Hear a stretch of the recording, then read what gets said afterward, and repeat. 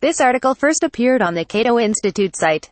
The Halifax International Security Forum on November 19. Eric Schmidt announced that Google will alter its search algorithm to derank results from Russia Today. Why did Google do this?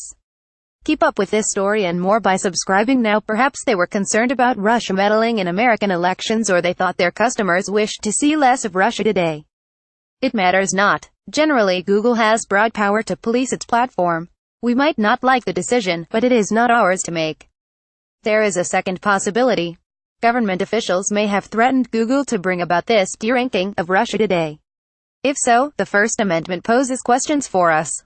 We need to answer such questions, however, only if government officials did in fact threaten Google. Consider the following exchange between Sen.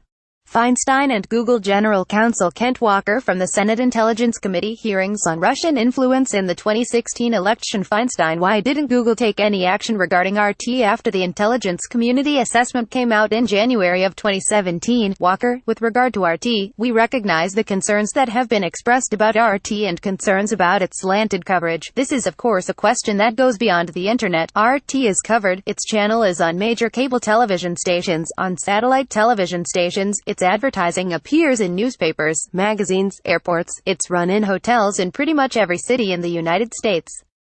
We have carefully reviewed the content of RT to see that it complies with the policies that we have against hate speech, incitement to violence, etc. So far we have not found violations, but we continue to look beyond that. We think that the key to this area is transparency, that Americans should have access to information from a wide variety of perspectives, but they should know what they're getting. So we already on Google provide information about the government-funded nature of RT. We are looking on ways to expand that to YouTube and potentially other platforms.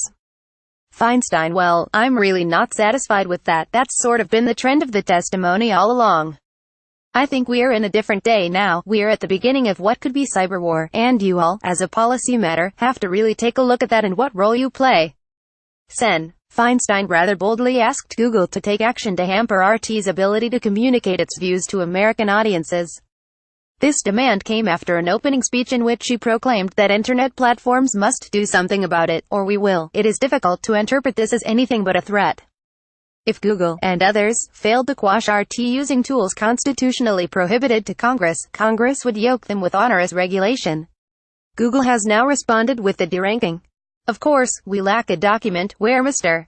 Schmidt says something like, to avoid unspecified harms by Congress, Google must change our search function. But the context and timing of the hearings on the deranking make a persuasive case for coercion. People passed by a Google logo at the Web Summit in Lisbon on November 8, 2017. Patricia de Mello Moreira of PGT: Congress is wrong in 3 ways. First, freedom of speech.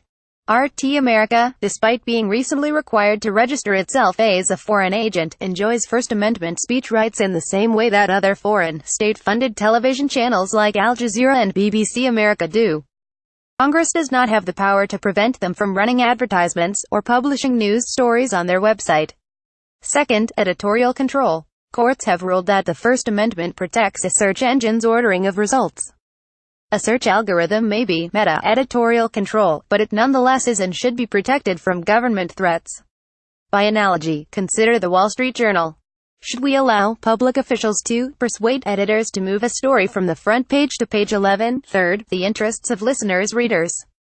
Courts have permitted the government to license broadcasters and to impose fairness obligations as a condition for a license. Such impositions are said to be in the interest of listeners or viewers, given the scarcity of the broadcast spectrum. But opportunities to speak on the internet are not scarce or limited by nature.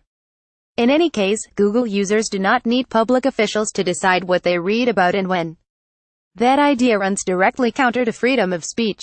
In responding favorably to this bullying cry for censorship, Google appears to have politicized its platform in order to forestall political punishment.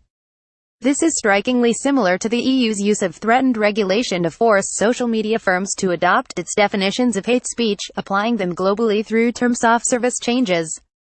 Both episodes represent end runs around the First Amendment, in which private firms are pushed to enforce policies that governments would be otherwise prohibited from instantiating.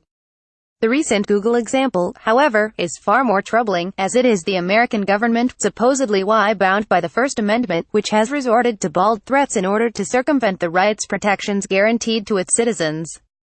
John Samples is a vice president at the Cato Institute and the author of The Struggle to Limit Government: A Modern Political History and the Fallacy of Campaign Finance Reform. With thanks to Will Duffield for research assistance and Matthew Feeney for the Wall Street Journal example.